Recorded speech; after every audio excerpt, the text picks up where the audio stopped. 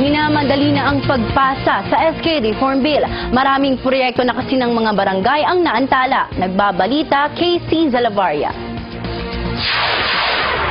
10% ng barangay fund ay napupunta sa Sangguniang Kabataan Fund. Pero dahil sa hanggang ngayon ay hindi pa rin nagkakaroon ng SK election, wala pa ring SK Council na mag-aaproba ng pondo. Nakatenga pa rin ang 944,168.47 pesos ng Barangay Lower Quirino Hill. Tournaments, yung mga anti-drug abuse programs, parang mga ganun.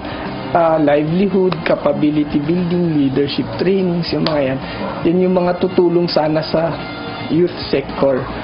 Ang problema, syempre nagre-require lahat yan ng funding.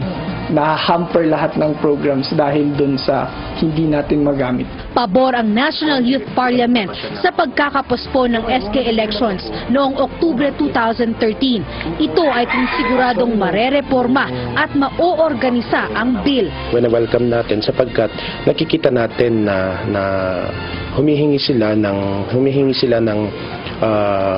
karagdagang oras at panahon kung paulit-ulit na pinapospone yung Sangguniang Kabataan, parang it will lead to a de facto abolition. Ayon kay Senator Bongbong Marcos, inaasahang bago matapos ang buwan, pulido na ang SK Reform Bill. Mas maganda nga yun ng konti kung ma-postpone, kung matapos na yung ating reform bill at pagka na-postpone ay mabibigyan ng oras para makapag-organize kasi may maraming pagbabago ang aming pinopropose para sa hindi lamang sa SK kundi sa tinatawag na katipunan ng kabataan.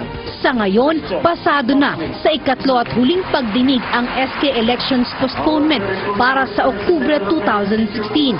Hinihikayat naman ng NYP na patuloy na makibahagi ang mga kabataan sa pagsusulong ng reforma.